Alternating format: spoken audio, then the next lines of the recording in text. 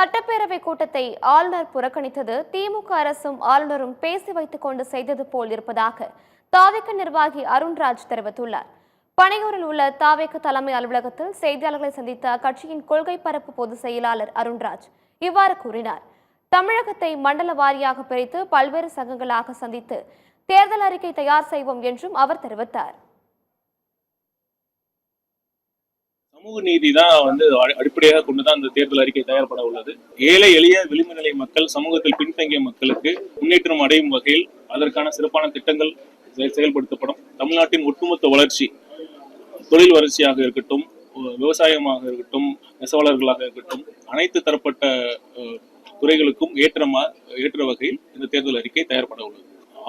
ஆளுநருடைய பணியை செய்யணும். ஆனா இது பாத்தீங்கன்னா தொடர்ந்து 3வது ஆண்டாக இதே மாதிரி நடைபெறுது. என்ன சந்தேகம் வருதுன்னா, இது ரெண்டு பேரும் பேசி வச்சுட்டு இதே மாதிரி பண்றாங்களா? இதை திமுக மக்கள் இப்ப பல்வேறு சம்பந்தப்பட்ட துறையினர், சங்கத்தினர் போராடி இருக்கிறார்கள். இதெல்லாம் திசை திருப்பும் விதமாக இது திட்டமிட்டு ரெண்டு பேரும் சேர்ந்து இது நடைபெறுகிறதா என்ற சந்தேகம் கண்டிப்பா இல்லாமல் இல்லை.